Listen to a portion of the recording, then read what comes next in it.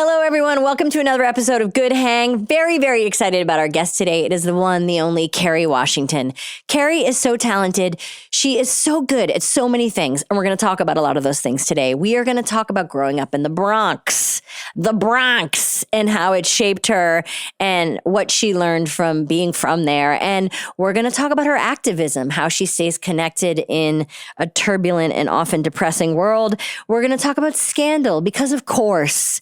And we're going to get to the nitty gritty in a lot of that. And we're going to talk about Amazing Race, a random show that we talk about and talk about how good it is for kids. We're going to talk about her new TV show, Imperfect Women, with Elizabeth Moss and Kate Mara, that's coming out on Apple. All of these things are going to be discussed today. But most importantly, we're going to discuss her with someone who loves her. And who is that person? Fitz. That's right. Tony Goldwyn, writer, producer, director, just coming off of directing Shea Joey, a new musical with Savion Glover that is hopefully on its way to Broadway. We're catching Tony right after rehearsal. He's tired, and still he can't wait to profess his admiration for his co-star. So let's see if we can get him on the Zoom horn. Tony, are you there?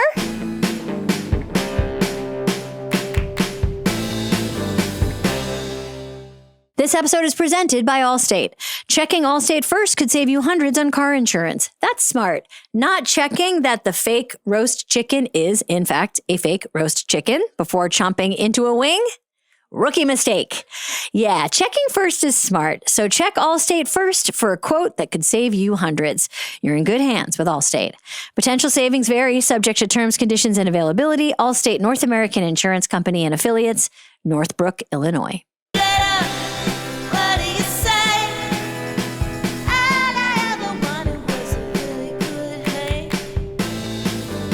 Tony? Hi, Amy. How are you? Thank you for talking to us today, because I have to say that the relationship that you and Kerry had on screen and off screen is really, really wonderful to watch, and people are very invested in it. And what I have to say is what I glean from the way you two interact with each other is a deep mutual respect. Mm-hmm. Deep respect for the way you work and the kind of people that you are. Can you tell us how you first met? My first recollection, we may have met briefly before this, was at the Democratic Convention when Obama became president in 2008 in Denver, which was a really incredible experience. You bet. And then and we kind of became friends through kind of social activism and stuff, but didn't know each other well. But for me, when Shonda asked me to do Scandal, and she told me Kerry Washington was doing it, Kerry was an actress who every time I saw her in a movie, I found myself going, who is that actress in that role? Yeah. Because she was so different in every movie she did. And at the end of the credits, I'd look and I go, oh my God, that's Kerry Washington. She just was so great in everything I saw, whether it was Ray or Last King of Scotland, I remember seeing her yes. But again, totally different than anything I'd seen. So I was just like, God, I hope I get a chance to work with her. So when Shonda said to me, she's like, are you playing the president in my new show? And I was like, well, Shonda Rhimes writing a president, that should be pretty interesting. When she said Kerry Washington, I was like, you and Kerry Washington, I'm in. Had you known Shonda before? Had you worked with Shonda before? Yeah, I met Shonda. I directed I think the second or third episode of Grey's Anatomy. Oh, wow. Yeah, it was one of the first TV things I'd done. I directed a couple of movies, and then Betsy Beers, Shonda's partner, called me up and said, would you consider doing Grey's Anatomy? And I saw the pilot of that show and said, wow, this is amazing. Of course. And I was just getting used to directing TV. So I did that. And Shonda and I met, and she was brand new to television.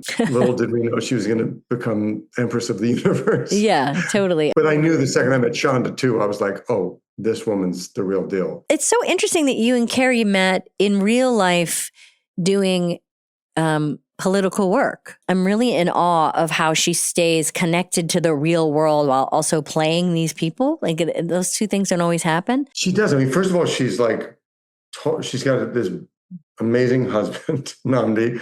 She's a totally, fully devoted mom of 3 kids, and and her and yet she's like 1,000% in everything she does. I don't know how she does it. And I can't ask her because she's too modest. She'd just like laugh in my face if I was like, "You're amazing. How do you do it?" She wouldn't take it. Yeah. So, I learn a lot. I always learn a lot from her. What was it like? She was kind of the leader of the show. She was number one on that call sheet. Kerry, from the get-go, we had an amazing cast of great people, all grown-ups, no, jerks in the cast. But Kerry set a tone by example. Mm-hmm. She works harder than anybody. And then that role, she worked so hard. I have a funny story. We talked about leading by example. And I think it was maybe our 5th season or something like that. When we were going to premiere the season, Good Morning America wanted us to be on the show, but they wanted us to be on as their opening at 7 a.m. to do it. So we're like, great. And then I was in the makeup trailer, and some of the actors were like, wait, so we're in LA. Wait, 7 a.m. means we're like 4 a.m. We have to be here. And where we're working, and everyone's just sort of bitching and moaning about having to be, well, that means you have to be, and then girls are like, and that means we got to get up at 2:30 to be in hair and makeup. Like, I don't know, do you want to do it? I'm not sure. Well, did you? And I'm kind of like, well, I don't know. I mean, you guys want to do it? So I don't have to get made up that much.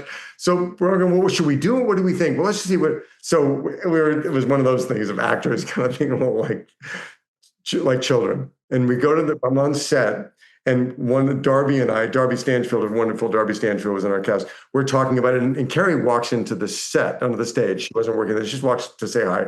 And Darby's like, oh, I wonder if Kerry wants to do Good Morning America. Like, maybe. And I was like, well, why don't you go ask her, see how she feels about it? So Darby goes up to Kerry, and this is classic Kerry Washington. Darby goes, Kerry, this Good Morning America thing that's happening at like 7 a.m. and that means we got to get there at like 2 o'clock in the morning. And I'm just wondering why. And Kerry's like, of course we're doing it. Darby, we're in season 5, and ABC wants to promote us by putting us on Good Morning America. Like, of course we're getting up at 2 a.m. to do this. Like, isn't it amazing that they want to put us on their opening of their show? And Darby goes, yes. I think it's so fantastic. She comes running over to me, and I'm like, yep. Machine. That's quintessential Kerry Washington. I mean, I want to talk to her about that because she has this work ethic that's really, really, you can feel it. And it's it feels very collaborative and inclusive. It doesn't feel like strident, but I'm really curious where she gets it from. I don't know. It's for real. It's just for real. It comes out of a kind of joy and passion and some intense inner drive that she does have. I mean, no one works as hard as she. Just something drives her. Part of it, I think, is, I mean, she has a lot of gifts to give the world, and a limited amount of time to give them. Well, I want to ask her about that. How does she stay, how does one stay involved in this time of like deep fatigue and deep, like every day feels really harder and rougher than the next. And there's a lot of people hurting and a lot of people struggling. How do you stay in it? It's a big question. And she's got an answer for herself, which I think can be useful to all of us. I mean, I want to ask her about that. I sort of had 2 things that I would What do you want to ask? Well, there are things that as I told you, if I asked her myself, she'd laugh in my face. We talked about her activism, and Kerry as an activist, she's not a normal celebrity activist, which is a great thing. People who donate their time and their money and their image and their passion to things that they care about. Kerry does it on a level next to maybe Jane Fonda, I've never seen anybody like that. It's become a fully professionalized, fully operational part of her business. Mm-hmm. It's like she doesn't do anything. If I'm going to do it, I'm going to do it for real and have a major impact. So I just would love to hear her talk about how that became so professional, so full on, Yeah. And then I guess the second thing I wanted to ask her, which she would never answer to me, is the drive we talked about. And I wonder as a parent, like when you have that much drive as a human being, I'm curious to know, does she impart that to them? Yeah. Or is it something that she just lays back and has to dial that back in order to let them kind of be them or find it for themselves? I wonder. It's such a good question. No, we do this. Like, how do you lead by example? How do you figure out what is the right thing for your kid. Mhm. Before you go, and those are great questions, and I want to talk to her about both those things, and there are areas that I want to get into with her. What does it feel like to have done a show that's still so beloved? I mean, people feel such a connection to that show still. It is, and to those characters. I'll just say it reminds me a little bit of when me and Adam Scott talk about our characters on Parks and Rec. Like we love Ben and Leslie's love. Like we love their love. And it feels like you and Kerry both get that, where people are into your character's love. Yeah. Like, what is that? It's a beautiful thing. It's a beautiful thing. And it constantly amazes me. I mean, I guess because of Netflix and whatnot, people just this past month or two have been coming up to me a whole lot going, oh my God, I just finished Scandal. I just discovered, like people just discovering it. And I'm like, didn't we finish that 7 years ago? Yeah. And we had such a beautiful, like you said about you and Adam, we had such a beautiful time doing it. And a group of deep friendships were made, which more than any other job I've ever done. You know, I have some really close friends from over the years that I've worked with, but that group was like your high school best friends. For 7 years, and we're all still really tight. Well, I so appreciate you talking to us. Thank you for the questions. Kerry will be so happy that we talked. Such a fan. Congrats on the musical. Cannot wait to see it. Cannot wait till it goes to Broadway. Cannot wait till it wins the Tony and eventually turns into a film that you direct. Thanks, Amy. Tell Kerry I love her. I will. Okay. Thank you so much, Tony. Thanks for your time. Bye. It was great to see you. Bye. You too. All right, listen up. Ralph's, King Soopers, Harris Teeter, Food for Less, Kroger, and more are now on Uber Eats. And you get 40% off your order of $30 or more. Maybe you're trying a new recipe and need some last-minute ingredients. Or maybe the kids made a mess and you're lower on cleaning supplies than you thought. Whatever you need, you can get it delivered in as little as 25 minutes. So order now on Uber Eats and get 40% off your order of $30 or more with code Kroger2026. Plus, Uber One members get $0 delivery fees. Orders of $30 or more save up to $25. Ends May 31st, 2026. See app for details. This episode is brought to you by KERASTASE. So you know your hair ages just like skin does, right? Well, good news. KERASTASE has dropped their new CHRONOLOGISTE line. It's like a revitalizing spa day for your hair that reverses those pesky signs of aging, like lack of thickness and volume, dullness, dryness, and frizz. Use the full range of CHRONOLOGISTE shampoo, mask, and overnight serum, and you'll wake up to visibly fuller, smoother, healthier, and thoroughly pampered hair. Let your locks feel young again. Try the new CHRONOLOGISTE line by KERASTASE. Ooh, you're in a denim sandwich. I am. So happy that you're here. Thanks for doing this. I'm so excited. I want to start because I'm obsessed with New York kids. Oh. I mean, I grew up in the suburbs of Boston. Kids that grew up in New York, they're just... We're a different breed. You are, and you grew up in the Bronx. I did. What was it like growing up in the Bronx, little Kerry? What was the Bronx like when you were growing up? The thing about being from the Bronx, and I just did a speech about this, a whole entire speech, because I was presenting Jennifer Lopez with an award. Mm-hmm. And she and I went to the same Boys and Girls Club in the Bronx. And I was saying in the speech that the Bronx is like the underdog borough. It's like the forgotten borough. Yeah. You know, like Brooklyn had Spike Lee and Queens has all the airports and the cemeteries and like Astoria. But the Bronx is like the forgotten borough. And people... don't expect much of you when you're from the Bronx. And so there's like a hustle. There's a certain kind of hustle and determination to make it if there's something you want to do. There's a different kind of strength and resilience, I think, from people who are from the Bronx. I agree. It feels like and also Fred Armisen does a really funny bit about this. Fred does all the accents of different parts of New York, and he always talks about the Bronx. Yes. And how it's even the word with an X in it. So it's also, it has an X. It's also the only borough that has a the in front of it. You're right. You don't say the Brooklyn. The Bronx. The Bronx. It's like a thing. Yes. It's the whole thing. It's so true. And there's a vibe, I mean, there's a working class vibe, certainly. Yes, for sure. And a sense of pride. But you're Work right. ethic. There is a It's like a scrappy, scruffy hustler vibe to it that I'm really proud of. Yeah. Super. I don't think I would, have the things I have or have done that. But I have to tell you, this is a little bit of a tangent, but I don't want to forget to say this. Tangents. This morning when I got up, I was thinking about, I was prepping for this interview. You're such a good student. I was like, I remember my first Time 100 dinner that I ever had the blessing to attend. You were one of the Time 100 recipients, and your speech changed my life. It was extraordinary because you got up. It was like you stood up at the tables. Do you remember this? Everybody stood up in the room at the tables, and you thanked your nanny. That's who you thanked in your speech. Yeah. I owe my nannies. Yeah, nannies. A lot. And I was thinking about it this morning because it really moved me. I got very emotional. But I was like, I wasn't even a mom then. I wasn't a mom yet. And I think, like now when I think about it, it's one of the things I love about you because you do credit the people who make it possible, right? And I know, like, I'd be nothing without the support that I have with childcare, and home, all that. But also, I think growing up in the Bronx, my grandmother, like I went to a very fancy Upper East Side. I went to the same school as Gwyneth went to. I went to this fancy Upper East Side school.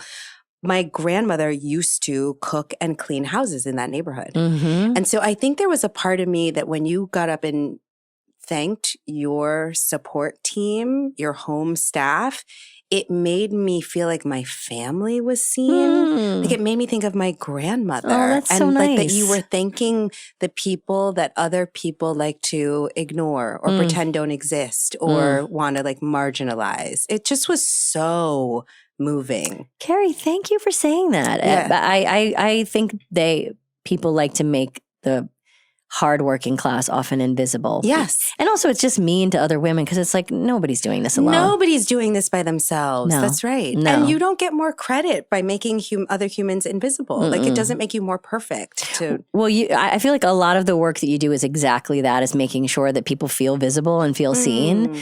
Like whether it's the art you're making or the stuff that you're fighting for. Yeah. And it makes sense to me that like That it would impact me that way. Yeah. That I heard it that way. Yeah. Before I pass by J-Lo. Yeah.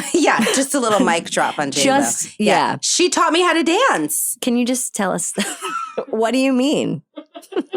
So we had this dance teacher named Larry Maldonado. And Larry was a dream. Larry taught me so much. He was like this very eccentric gay man dance teacher, and he ran the dance program at the Boys and Girls Club, and he got really sick in the 80s, like a lot of people did.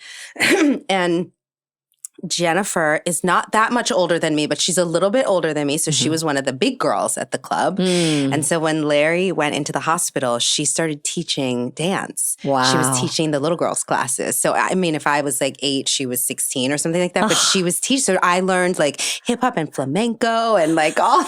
I learned to dance from Jennifer. She's never hired me to dance in any of her videos, but I don't know what that says. Yeah. But that's wild. It's so crazy. Because when you're that age and there's like a 16-year-old girl, and they're good. They're the most beautiful, talented. Yes. Yeah. I remember right before she left to go off to LA to pursue her dream of being famous, she did this duet dance with Larry.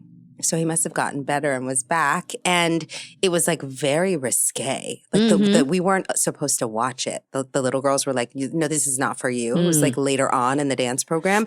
But we all hid in the wings because we could not watch it. It was beautiful. She was beautiful. And it was just, she's always been a real inspiration for me. That's so cool. Yeah. What a fun, to use a Gwyneth term, like sliding doors moment. Totally. Where you see you again in 20 years in a different way. So wild. And you went to Spence. I did. And you were in Midsummer Night's Dream with Gwyneth. It's the only time I've ever worked with her. You've not worked with J-Lo or Gwyneth since. No. You guys, I'm good. We have history. I'm available.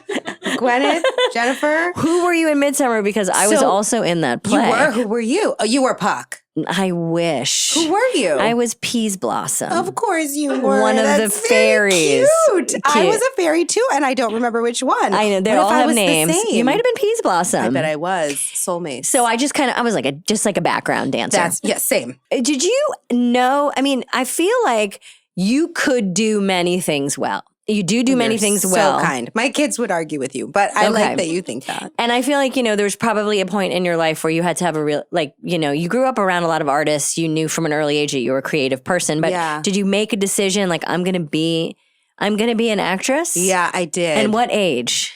So I was halfway through college. Okay, yeah, pretty late. Yeah, pretty late. And I went to college on an acting scholarship, which I didn't even know existed, and it was sort of like being on a basketball scholarship. Like I had to audition for all the plays. I really got benched. I got to do a lot of theater. Right. And so that was maybe the beginning of being like, oh, people will give me money, like significant amounts of money to do this because it was helping to pay for my education. But then halfway through college, I did this summer conservatory program at Michael Howard Studios in Chelsea in New York. And that was the first time in my life that from the moment I woke up, to the moment I went to bed, all I did was act. There was no like hiding behind other classwork or being an academic, or it just was like I was just an artist all day long, every day. And I was so happy. You loved it. I was so happy. Yeah. And I was doing like clown work and improv and scene study and acting as a business class. And I just was like, I couldn't get enough. Yeah. I wanted to sleep there at night. I was like, so I thought, okay, I'm going to try to do this. I gave myself 1 year after college, and I was like, if I can get a significant job in this year, then I'll go for it. But at the same time, I had like the workbooks next to my bed to study for the LSATs. That's what I get for LSATs. Interesting. Yeah, I thought maybe grad school for psych, but that even was like, well, I'm going to try for law school first. And in a again sliding doors way, you would be what kind of lawyer? Right now, I'm thinking of like all's fair. I'd be like a badass divorce lawyer, sexy, Sarah Paulson type. But sexy. I don't know. Whatever it'd be, sexy. Whatever it is, it's sexy. I'd wear heels. I don't know. Maybe I'd be like an Olivia Pope. Like maybe the like the souls or the energy in your life gets to you no matter how, So maybe I would have been a crisis person and I figured out how to be that person. I mean, my mom, who desperately did not want me to be an artist because she's a professor of education, and she was like, I don't want you to starve. She just, the idea of a starving artist. And I brought my parents with me the first time I was at the Emmys. The first time I was nominated at the Emmys, I brought them. And we were sitting at the governor's ball, and my mom's like cutting into her steak. And I was like, anybody starving? She was like, you're doing okay. But I think, oh God, I lost my train of thought. No, I was like, that was not a humble story to tell. No, I love that story. And also what I feel like is you gave yourself a year, and in that year something big happened. Yes. What was the break? You're good at this. Yeah, I'm good. I'm good at listening. Thanks. Let's brag You've about ourselves for a second. You're so good at this. You kept track. That's really why you like my a one tangent, job. because you're not intimidated by the tangents. You're I like, love the I can bring us tangents. back. I honestly, it's if you care to know, I do. I think about the tangents. I don't know if you think I'm much more of a visual Great. Learner and rememberer. Uh-huh. So I think about a tangent when you're talking. I think about literally a line going out like this, and I picture it going out like that, and I'm like, just don't forget to get it. Oh, I actually visualize it so I don't forget it. Do you do that in your improv work? Like when you're doing a sketch, it's really so. similar, I right? think more and more I'm learning that I visualize things in order to remember them. Like I try to give it some kind of like picture in my mind. Because you have to, in the scene work, let it go. You have to be open to the exploration, but then also remember you got to land the plane. So your first big break. See? Did you see? That was magic. Did you see that happen? Oh my God. Whew. Okay, What would you consider because there's a lot of things that could be your first big break. I think, so I gave myself this year, and in that year, I booked my very first film, which was called Our Song, which is actually having its 25th anniversary this year. Tell us about that film. It was this really tiny, scrappy, independent film. I mean, our entire transpo department consisted of like 4 Metro cards. And we all Rest took in the peace, subway. Metro yes, cards. Exactly. Yeah. We had no wardrobe department. I mean, it was it was an incredible experience because we were stealing shots on the subway. We didn't have permits, but it was a story of these 3 girls growing up in Brooklyn, and I wanted this part so badly. I learned to be in a marching band, to be in the movie, because it was about a summer in these 3 girls' lives in Brooklyn that are all part of this marching band. It was the best experience. When I was a kid, we lived in this high rise that was across the water from LaGuardia Airport. And we were like in a flight path where at the 12th floor, we were at the top floor, these airplanes would fly by when I was a kid, and I would always want to be on those airplanes. Like, where are they going? I wanted to be on those planes to like explore other places and have adventures. And when we were filming our song, we were stealing shots on the A train in Far Rockaway, close to Kennedy Airport. And I remember sitting on the train and a plane going over and thinking, nope, there's nowhere else I want to be. I want to be right here. How cool. Doing what I'm doing. You can't put me on a plane right now. I am like this is it. This is it. I'm in the pocket. That's such a cool feeling. Yeah. I mean, you kind of wish it for everybody. You do. Right? That whatever they're doing, they realize like, this is exactly what I want to be doing. I wish that for my kids. I wish it for myself even, like project to project. Because sometimes you sign on for something and you're like, oh, this is exactly what I thought it would be, or better. Like, this is better than I could have imagined, and it feels so good. And sometimes you're like, what time is lunch? Yeah. I know. When did you first? Not that we're lucky. We're super lucky to be doing what we do. We're blessed. I think it's really hard. I think it's as hard as coal mining. I think acting is brain surgery. I think acting is harder than brain surgery. I don't know why more actors don't win the Nobel Prize. Yeah, I agree. Because we bring peace. When people talk about brain surgery, I'm like, try acting. Honestly? Seriously, for one day. Because I'm like in your brain doing surgery. Exactly. I'm in other people's brains. You know what I mean? Yeah. Multiple patients a year. Who's starving now? See what I mean? Do you see what she does? It's brilliant. Okay. Yeah. Tell me, when you first heard about Scandal, was it written for you? I mean, Shonda, one of one. She's one of one. What an incredible, like, phenom of a human. Phenom. Truly. So it was an idea out there that you heard about, and did you feel like I have got to get that? So, there's been a lot of talk. When Scandal came out, a lot of the headlines were like, this is the first time that a Black woman is leading a network drama in almost 40 years. Like, it hadn't happened in my lifetime. I'd never seen it. Crazy. A network drama. So you can imagine that when word on the street was that there was a show that was starring a Black woman that was going to be on ABC, like, people went crazy. Everybody wanted to read for it. And God bless Shonda. She was like, I didn't have the heart to say no. So she read everybody from like 15 to 85. Everybody wanted to be Olivia Pope. Right. She read everybody.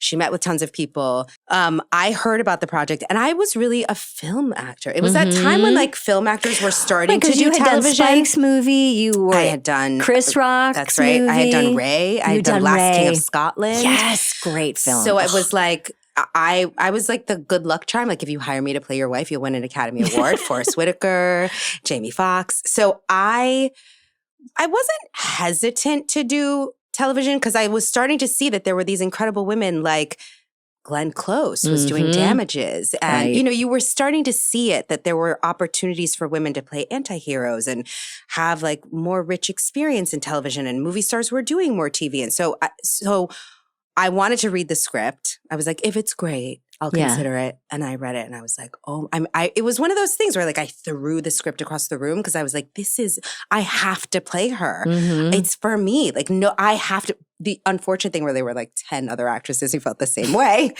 And so we all auditioned and auditioned. And did you have to come in? I met with her first. Because I was at a certain place in my career, I could do a meeting first. Sure. So I met with her. And I remember getting off the elevator and there was a huge sign that said Shonda Land. And I was like, oh, I don't know about this. Right. Like, it's your land. Right. Like, what does that mean? Right. I have a country I live in. Yeah. You always want to be careful when people say their own name too much. It can be, what I mean? Yeah, you never know. And then I sat down with her and I was like, I'm in. Yeah. Like, I will give up my citizenship to live in this land of yours. It was, I loved her. It's interesting. You have to play a character who has to kind of like take care of other people. Yeah. Do you feel like in playing that character, you learn anything about how you take care of other people in your life? Like, are you a fixer? I could and almost did write an entire book on the things I learned from Olivia Pope. Ooh. She taught me. Tell me a couple chapters. So much. The biggest thing was and I feel like you'll really understand this, she taught me how to be a number one, like at work and in my life. Mm-hmm. She taught me how to like step into leadership and not shy away from it, and to be team captain, to not be afraid of it. That whole like, it's my name on that door. Like she taught me to not be afraid of that. Because I always thought, I mean, I had this role model of Jennifer Lopez, but I was like, I'm not that. Like, I'm not that pretty and I don't dance like that. And I thought, I'm never going to be the kind of actor who's like on the cover of magazines. I'm just going to, my goal was to have a career where I could pay the bills, do a few commercials a year, do a lot of theater, and like just live a happy artist life. So she really taught me like to not be afraid to step into more. Yeah. And that was cool. Extraordinary. And yes, I think there is with her, I don't know if she taught me how to be a fixer. I think I brought a lot of that to her. Yeah. Like it was written that way. I don't mean to say I invented it, but I already understood the need to want to make things around me better. Yeah. And to help people and to like, that's in me. It's a little bit of like an only child thing and maybe a little bit of my own codependency. Like there is something in me that wants to help other people. I mean, even that joke I made about like, if you hire me to play your wife, you'll win an Academy Award. Like I do take a lot of pride in the fact that I think when I go home at night, I want to know not only that I did my best work as an actor, but I take a lot of pride in helping other actors do their best work across from me in the scene. Sure. Like I want my scene partner to be like, whoa, I didn't know you can do things to like push each other and make it better. And like that idea of the water, we all rise together. Like I love that. I love helping people win. I think that's the best thing about TV is like when you're locked into a part that you love and with people that you love. Like I know you love Tony, you love your cast. Like you're in a marriage. You're really in like a long marriage where you have to like each other. Yes. It's family. It's really interesting because this is like what the fans don't want to hear, but I really am so grateful for the healthy relationships that I was able to have also with the men on that show, like Scott Foley and Tony Goldwyn. Like I love their wives. They love my husband. Like there's so much. Okay, well, let's talk about this. Yeah. Because what's underneath about this is people ship you guys all the time. Ship us so hard. And by the way, we like to fuck with people. Like of course. I post stuff all the time with Tony. Like, and that's how you can tell everyone's secure. Yeah. Yes. That's how you can tell. That's the key. Because you can tell that everybody's feeling totally fine and enjoying it. And because when people don't do that, then you can't fuck around. That's the scandal. Hey! No, but I mean, it's like, that's what the sense I got from watching you two work together. And full disclosure, we talked to Tony for this podcast. What?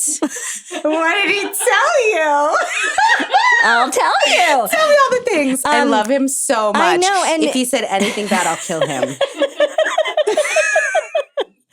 And did he tell you that he likes my husband better than he likes me? Because that's the truth. Well, I'm obsessed with your husband. I am too. Nandi was so funny on the Kroll Show, by the way. He's so good on the Kroll Show. So funny. He's really funny. I love him. Yeah. And so you're saying like you guys were able to have a healthy, working, appropriate, platonic relationship where you were able to discover these characters together and enjoy the fact that people love them together. Yes.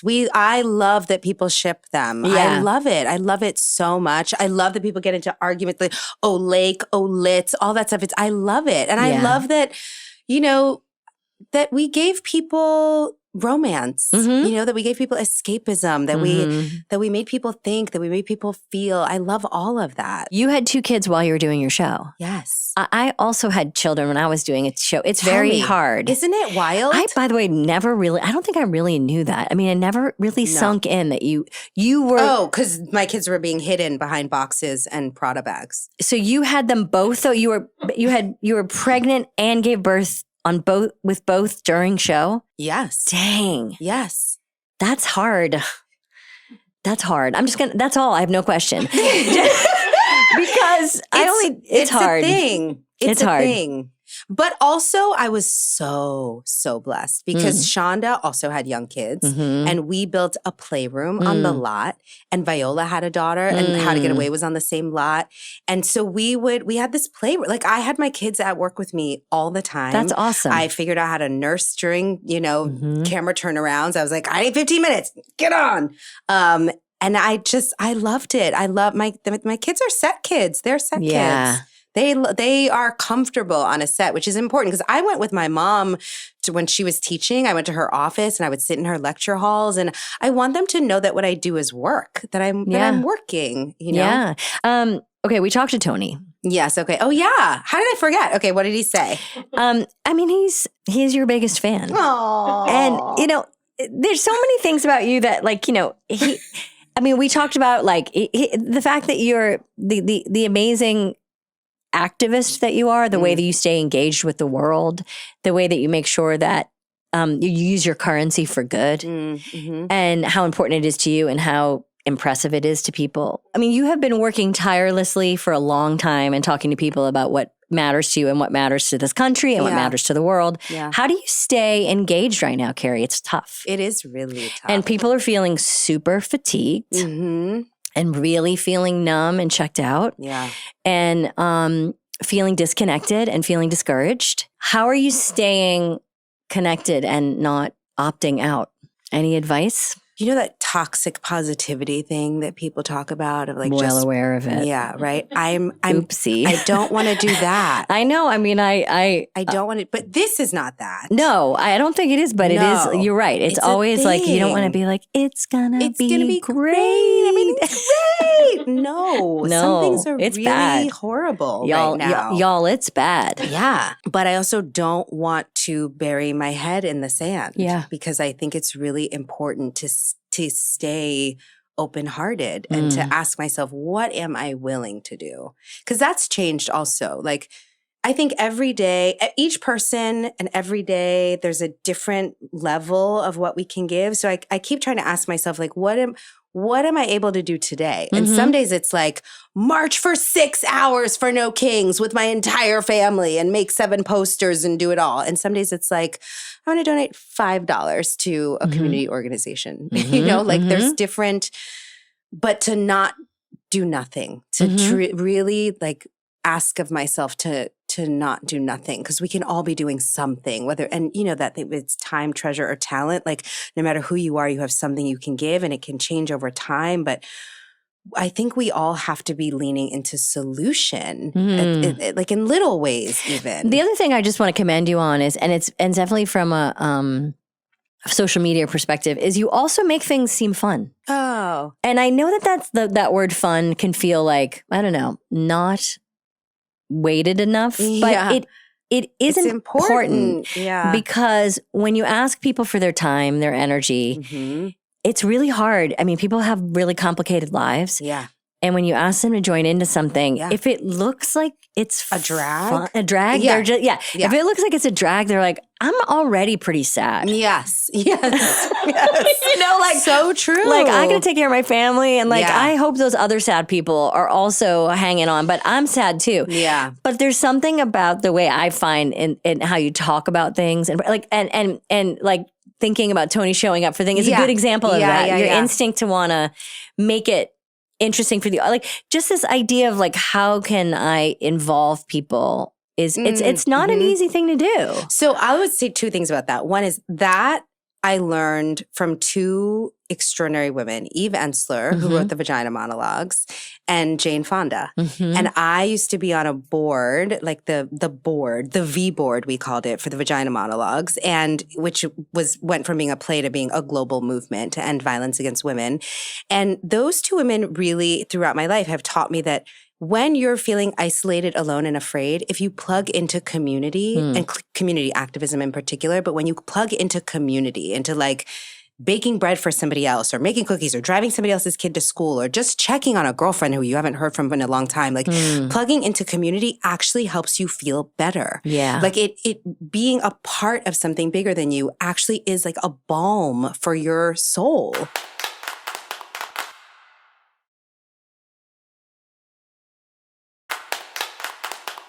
Tony talked also again about like your incredible mothering. One of his questions was, Oh, he had a question? yeah, so I'm not taking questions. okay, good. So you've directed No, a no, lot. no. Go ahead. What was this question? That is, by the way, you shouldn't take a question. Don't take a, just be like, I'd rather not answer. No. I remember doing one of our first, it was like our first all cast appearance on Good Morning America with the Scandal cast, and none of them had done a lot of press before. Right. And I had done all these movies. And so I was like, you guys, here's the number one thing to remember. Because they came into the green room and they were like, something was going on with Angelina Jolie and Brad Pitt or something. And they came in the green room and they were like, do you mind if we ask you? And I said, we'd rather not talk about that. And the whole cast was like, oh. Oh, you So I can said, say you guys, that? no matter what anybody asks you, just say what you want to say. I always just say say that to whatever you people. want to say. Answer whatever question you Yes, want. you have If your someone own says, agenda. if someone says you've had, there's difficult things going on at home, you can go. I mean, I think at the end of the day, what's important about us as a community, There you just go. answer That's it. whatever you want. That's it. That's right. It's your interview. The person forgets what they even asked. That's if you're right. good enough, You know why? They don't know to come back.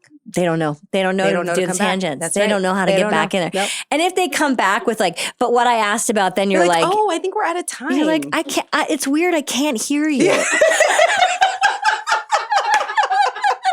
Speaking of therapy, my Yes. therapist used to say something that was always like making me laugh. Is when someone asks a really inappropriate question, like Yeah. we're talking not like reporters, but let's say like a friend or a colleague who Oh. asks something inappropriate. And if you want to stall for time, because Yeah. like our instinct is to like react, you Yes. can go, "What an interesting question." I say it all the time. I love I that. say it all the But time. it's like, I'm so curious why you asked that. all the time. That is, or even just like, that's a great question. What a good, What a great or I go, question. I wonder what made you ask that question. Yeah. Can you unpack that for me a little bit more? Yes. Where did that come from? Ooh, where did that Where did question that come from? Hmm. And then they go,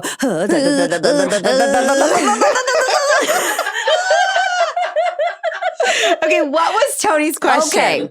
His question was, Yeah. your intense inner drive when it comes to, you have this inner drive, which Yes. he really respects. Okay. When it comes to being a mom, Oh.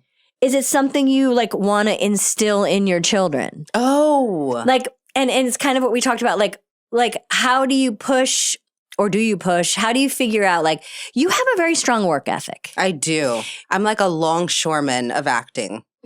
I mean, and I promise we will cut this part and not keep it in, but have you ever done the Enneagram test?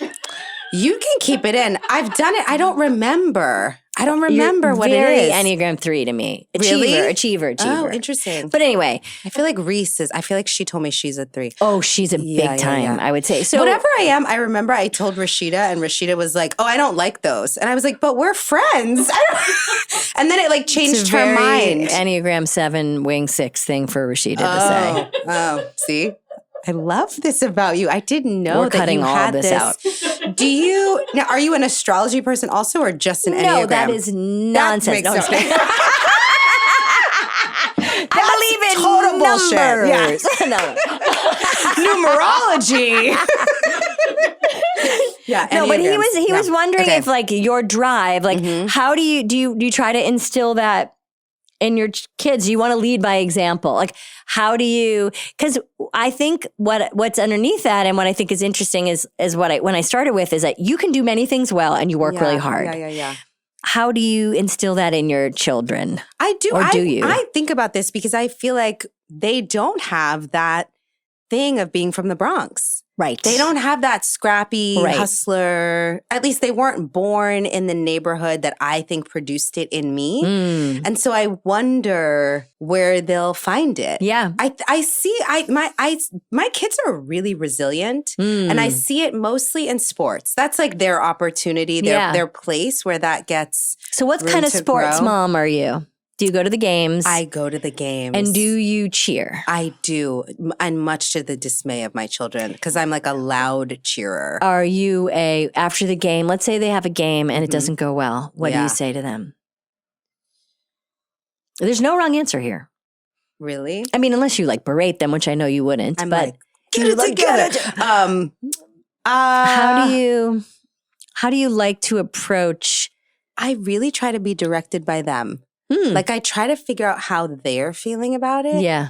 And ask a lot of questions. Mhm. I don't try to like make it better immediately. I try to just like, Yeah. if there was a visual metaphor for it, I try to like sit on the bench with them. Oh, that's and just great. like look where they're looking, just give it some time. It's funny that you do that. I find that there's a lot of good conversations when people are looking forward in the car. Yes, with kids especially. Yeah. Walks in the car, that like thing of like, I'm just going to be here. Like, let me know, like, was that hard? Do you feel good? Yeah. I heard a really cool thing one time. Again, probably just read it on Instagram. Definitely didn't read it in a book. Definitely didn't read it in a book. Heard it on a commercial My daughter's on been YouTube. saying lately, I've been like, where did you get that? And she's like, well, not to sound like you, but I read it in an article. I'm like, what article? Like Time for Kids? She's like, an article. But I read something saw something one time that was like, act like, I loved this metaphor, act like a small town reporter with your kids. So just repeat back to them what they just said as if you're writing it down in a small notebook. They'll feel so really heard. works. Yes. And it was like the less questions you can ask, the better. So they're like, that was a bad game. That was a bad game. I sucked. I didn't play well. You didn't play well. Like you don't say why. The questions can sometimes kind of stop the because all you want them to do is talk. Yes. Oh, that's so Isn't it? good. And then if you want, you can kind of like give them a headline back, like, so it was a bad game and you didn't play well. Oh, wow. And they're just like, yeah, and then pause. Because the coach said whatever. Yes. Because the coach said whatever. Like, it's because that's all we just want to be witnessed. Like as human beings, we just want to be witnessed and heard. And that's such good, like, I hear you, I see you, I'm gonna give it back to you. Like that's good. Isn't that a good way to think about it? Really good. And as opposed to what my instinct sometimes to do is like, well, you know what I would do. Yeah. You know what I think you should say. Yeah.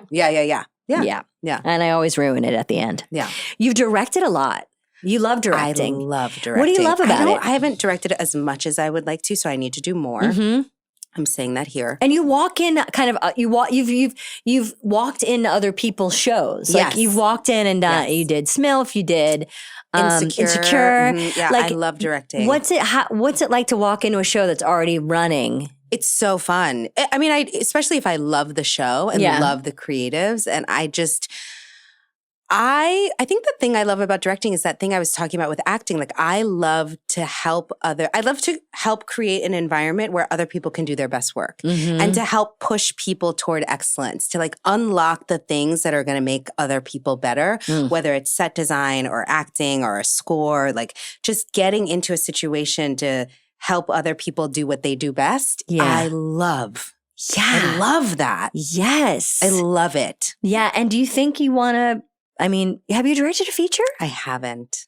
So that should be next, yeah? I think so. Yeah. I think so. It's a lot of time away from your family. So I'm like, a lot of time. So I did this movie with Ben Affleck this year, and he was like, you need to find a feature to direct. Yeah. And I was like, I have to find a feature that I like enough to spend that much time away from my amazing husband and children. Have you ever heard Sarah Polley talk about any of this stuff, the amazing director? She talks a lot about Me Too. And when she did Women Talking, which I thought was amazing, she talks a lot about how, there's this, we talk, obviously we're always trying to like right the imbalance of not enough female directors. And there's not enough discussion about the fact that like women and with kids, you have to give up a lot of time.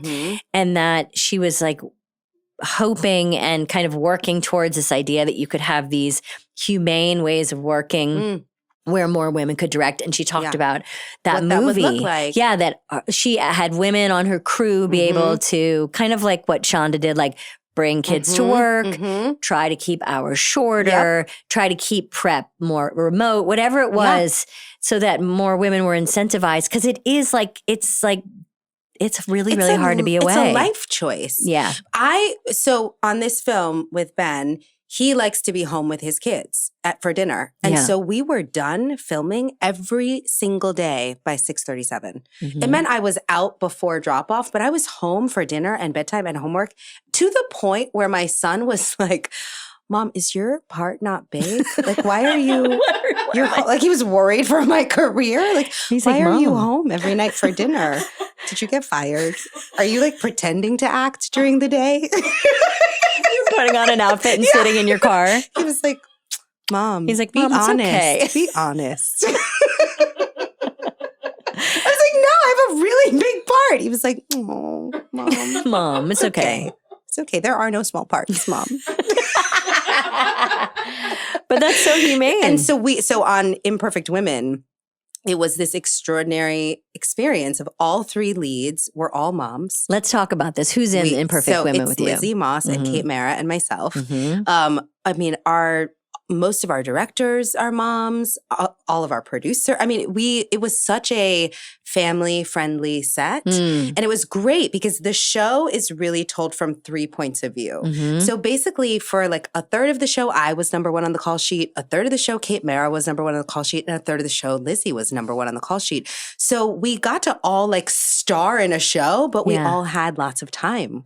To like do other things. Like in Lizzie's episodes, I'm sort of a glorified extra. I'm like number 6, even though I'm not, but it feels like I'm one of the ensemble. And so it was a really wonderful way to share the load of the pressure of what it takes to lead a limited series because we really shared that responsibility. That's really cool. So fun. And also it's really great because you got to flex. Like everybody got to do really meaty. I mean, these women, Kate Mara and Lizzie Moss, they're like beasts of acting. Just extraordinary talent. What a cast. I mean, I've just we rewatched the Mad Men recently. Oh, so good. Good Lord. So good. Elizabeth Moss She's extraordinary. She's a treasure. She is an incredible actor. And another amazing director. She's an incredible director. I'm not surprised. Yeah.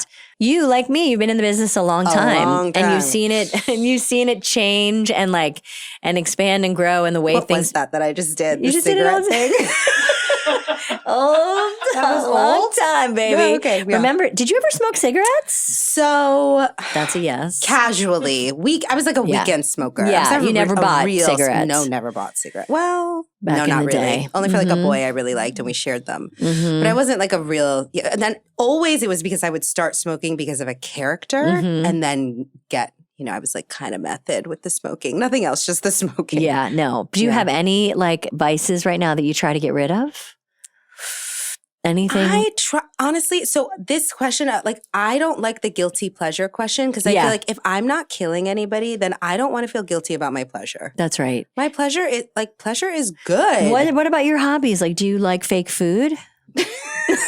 No, but this I know came from that's Ina Garten gave me that garden. And there's Are there gifts? Should I have brought you fake food? Not at all, but I just realized something today, and not to put you on the spot. It's not a psychological test, and your your therapist, Julie, won't mind. But you've got 3 different types of burgers there. One's a candle, and I would love to know which one you'd like to pick. And for people that are listening, we've got a candle cheeseburger, we've got a wooden cheeseburger, and we've got a squishy. Oh. She went for the squish. You know who else went for the squish? Who? Michelle Obama. Oh! I mean, water seeks its own level. This is so satisfying. Yeah. Excuse me, I'm going to have a moment. Yeah. ASMR. I'm not going to feel guilty because it's pleasurable. Yeah. Do you have any I love dark chocolate. Mm-hmm. I'm a big dark chocolate girl. And is there any kind of knitting hobby situation? I really like kintsugi. Excuse me? I did not sneeze. Hold on. You want to Google it? Mm-hmm. While you tell me what it is. So it is the Japanese art of putting broken pottery back together again with gold. Oh, wow. It's so beautiful. Oh, wow. The pieces are so beautiful. And so I had read about it a long time ago. And then I had this beautiful pottery that my mom and dad bought for Namdi and I for our 10-year anniversary. It had like a Bible verse around the edge. It was handmade. It was beautiful. And my kids were playing ball in the house and they broke it. And I was able somehow miraculously to regulate my nervous system in the moment and not yell. I was like, oh, Ooh. And they were devastated. My son was like crying. And I remembered kintsugi. And I was like, I'm going to put this back together. And so I found this private teacher. This was last year on my birthday. And I went and brought her these pieces. And we put this bowl back together. And the art, the philosophy of this art is that by not making the cracks disappear, but by highlighting them with gold, you actually bring beauty to the broken spaces and you honor that the places where we are wounded and broken are what make us most beautiful. It's just so special. So it's very like meditative and beautiful. And so now my friends give me their broken plates and bowls and things. But yeah, I really enjoy that. By the way, what a nice thing for your kids to also see too. Like, we make mistakes. It's okay. We're and all now gonna... actually what they say to people when they ask about it is they're like, so now we're part of the bowl too. Cause it's like, it's our anniversary bowl. Of course they had to be a part of it. Oh, that's so nice. Yeah. And honestly, it reminds me of your memoir. It reminds me of Thicker Than Water, which was amazing. I mean, that was very artful what you just did there. That was super. Kitsungi.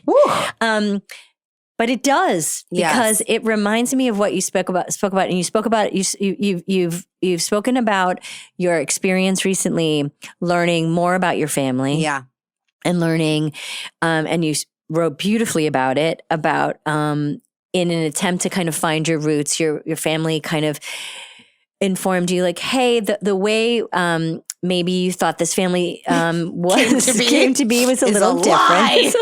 You've been lied to for 4 decades. And that you were born with artificial insemination, and that from a donor. And you spoke so beautifully about it and honestly about it. And I guess my question to you is, now with some time, you've kind of, the book's out, you've spoken about it. How do you like to talk about it now? I really enjoy talking about it because it's been such a healing journey for my family. Like, we're in such a better place than we used to be. And we kind of had a picture perfect-esque for a working class family from the Bronx. We were like as perfect as it gets. Or so we performed to be. And now there's like a real genuine closeness and authenticity and truth between us.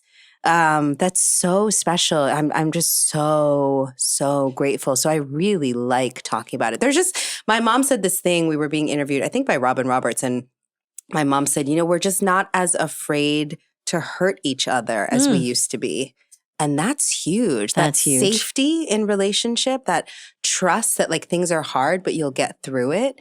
I don't know. There's just like so much allowing now in our family, and grace, so much more truth and grace than there used to be. I don't know. It's just such a gift my parents gave me by telling me this truth about who I am and who we are. Yeah, it's so awesome. Well, from what I know about you is you love to laugh. And I do. You do. I really do. What is making you laugh these days? What is like a way where you practice tuning out or enjoying yourself, or like what do you watch, read? Is it you have something? Well, you're thinking of something. This podcast. Does everybody say that? No, not enough. This podcast is amazing. Oh my God, Kerry, thank you. Yeah, the big thing is my kids. Yes. Really, because How now old are they're they? people. So I have one that's 20, my bonus baby's 20, and then an 11 and a 9. And they're like, now they have their own wit. Yeah. And it's sharp. Yeah. And I love that. Like, I actually, I want to be really clear. I love when my kids get a good burn on me. Yeah. But it's different. I'm not saying that I want my kids to be disrespectful. Like, there's a different thing about like I see some of these other households that my kids hang out in sometimes where there's no discipline or respect in the house. Like, that does not fly in my home. It's really important. But like a good, well-timed comedic burn, it just makes me love them more. Because maybe teasing is a little bit of a love language for you. I think so. Because I share that. Like a well-placed tease that is well observed is a sign of intelligence, that your Yes. kids are paying attention to Yes, you, they see you. that they know you can take a joke, Yes, which they is feel important. safe with me. Yes. They see me. Yes. They feel comfortable like flexing their own mental prowess. Yeah. I just love that. Yes, and they're trying to figure out what goes too far. Mhm, And they're mhm. supposed to practice with you. Yeah, they you know? are. Yeah. So I love that. And I love also that it humbles me. I love that my kids are so not impressed with me, which I love. Yeah. Have you guys started watching any stuff, any comedy together? Because that is the age around 8 and 11 where you start Yeah, being you like, can oh, start we sharing can share comedy. shows. So the number one show that we obsess over as a family, even so we go back and watch old episodes because it doesn't come on enough, is Amazing Race. Let's talk about Amazing Race. It's not talked about enough. Amazing Is it Race. still on? It's still on. Amazing. And They're it's still still Phil. racing. They're It's still Phil. He's still still traveling the world. I've never met him. If I ever meet him, I'm going to pass out. He's amazing. And so what? He's amazing. He's amazing. He's amazing. And he races. The thing I love about watching it with our kids is, so there's all this kind of learning going on. First of all, we're learning geography. Right. We're learning culture. Right. We're learning languages, dance around the world, food around the world, music around the world, landmarks in important places. Yeah. So there's that.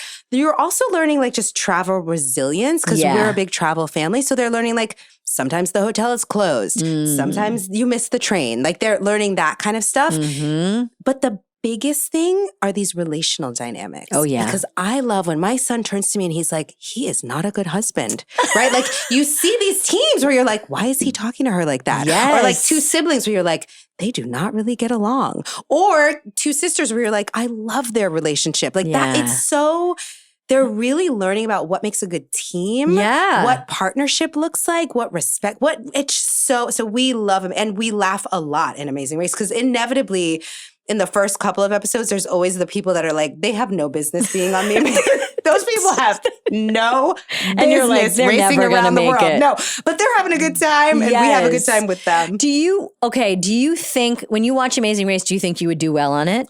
It was, so here's one of the really sweet things. And I don't talk about my relationship often. I know. I love Nandi though. He's so cute. It's the first show we watched together. Like even when we were dating, we were watching Amazing Race. Crush on we Amazing. Would crush Amazing Race. We would. You would. He has all of the physical prowess. There's so many retired athletes on there. But he has the athlete thing. And he's so smart and funny. And you have the drive. Yes. You'd be and like, you'd be the one. I'm scrappy. I've got the Bronx. I'd bring the Bronx with me wherever I go. My mother's like, why do you make everything the Bronx? Whenever I'm like, come over here. She's like, this is not. But do you watch it and think I would do well? Yes. The only thing I know I would not do well on is the kites? running. What? It's a race. What are we talking about? You have to run. What do you mean? Do you not run? Always end. I mean, I run okay. Sometimes it's a foot race. It's foot race. Sometimes it's two teams. Like you can be so great, and then at the end you just have to run with your bag to the next thing. It's true. That's not nice. I would kill. You would? Are you a good runner? No, but I would make myself a good runner. See, this is our difference. I think I would struggle with the driving. Oh, I could do that well. Yeah? We would be a good team. Okay. Because I would be like, at the end when they'd be like, run to the thing, I'd be like, you got this, Kerry. Yeah. And I would go. And in the car, I'd be like, go for it. I get nervous on the highway. I'm one of those people who like, as you approach the moment where it splits, I'm like, I don't know. GPS, be more clear. I get really nervous. No, I could lock in on the driving. But the running, I know I would try as fast as I could. I would try as hard as I could. And I would just get so far behind. We always make the mistake of falling in love with a team that's like a father-daughter or a mother-son, and they do so well, and they're so smart, and they're so on it, and then there's a foot race, and you're like... It's the running. It takes them down. She's 87. They're not going to win. They're not going to win. And that is why I don't think it's fair. There's too much running in that show about racing. What? But also anything can, like we're not going to talk about this forever, but the thing that's so magical about The Amazing Race and the other thing that my kids really are absorbing is anything's possible. True. The final challenge can be all mental. It's and so you true. think you're the team who's got it, but if you can't figure out how to make that special Portuguese sausage the way then you're done. And to the point about teamwork, when people are at their lowest point, when Yeah. they're very, very stressed, the real personality comes out. It's so true. So when someone is kind, Yes. and when they're kind to each other at their lowest Yes. moment, then you know they're going to be okay. Yes, we always, because we watch old episodes and we so Google, like, are they still together? Do we think they're married still? Did they ever get Cute. married? We're I like feel super you fans. and Nani need to go on a Amazing Race. All right. Just- I'm or gonna just tell the Namdi two that you of said you. that. But no, I can't. We can't. And like compete with all the Big Brother people. Remember Battle of the Network Stars? I do remember You might be that. too young for that, but, But I do have a memory of that. There was an amazing moment in TV where all of the stars in TV had to put on really short shorts and do like Olympic events and just do track and field events and it was the most So famous fun. people in TV. And they all did it. I mean, I Would don't you even do know it if today? If they did it, would you do it? do it. You would say all but the running. I would do all but the running. And I wouldn't do very well in any of the events, but I would you'd have so much fun. I'd be a good like mouth. I'd be like I'd be able to trash talk. Oh yes, that's important. And that was important. In Battle of the Network Stars, That's there was a little important. bit of like, ha ha, I'm gonna get you kind of thing. mhm. But insurance would never let this happen now. That's true. They wouldn't do it now. No, you'd be The teams that I'm proud that my kids don't like, because I got nervous they would just be focused on the winning. But there are occasionally there are teams who lie about what to do next. They're like, they figure out a challenge and then they lie to the next team. I know. And those And teams, it always comes back to that bite 'em. Karma. Mhm. Karma. Mhm. Yeah. When they take the thing, they're like, don't show them That's the right. clue. That's right. And it's They're like, they're like, okay. oh yeah, the clue's over there. And it's really over Mhm. there. And it's you're like, see you in hell. that's right. That's right. See you That's going in to come back and Amazing bite Race you in hell. the ass. Yeah. And Phil's going to be like, you've arrived. You're the last to arrive. I'm sorry Amazing to Race. inform you. Oh, it's so good. Okay. Thank you so Thank much for you. doing this. This was so fun. Thank you so much, Kerry. It was so fun talking to you. And I'm always just impressed by your range and ability to do so many things so well. Thanks for being an awesome guest. And it's just great talking to you. And I feel like I want to just plug this YouTube show, The Street That You Grew Up On. Because there's great guests like Michelle Obama and Issa Rae and Sarah Paulson. And it's a great idea, this idea of just figuring out where you grew up and digging deeper. And it feels like Kerry's always trying to do that in her own life and in her characters. And so check that out on YouTube. And I've heard that you can get YouTube without commercials if you pay a little extra, which I'm not willing to do. But if you want to do that, that's up to you. So, thank you so much for joining us, Kerry. Thanks so much for listening to Good Hang, and we'll see you soon. Bye. You've been listening to Good Hang. The executive producers for this show are Bill Simmons, Jenna Weiss-Berman, and me, Amy Poehler. The show is produced by The Ringer and Paper Kite. For The Ringer, production by Jack Wilson, Kat Spillane, Kaya McMullen, and Aleya Zenieris. For Paper Kite, production by Sam Green, Joel Lovell, and Jenna Weiss-Berman. Original music by Amy Miles.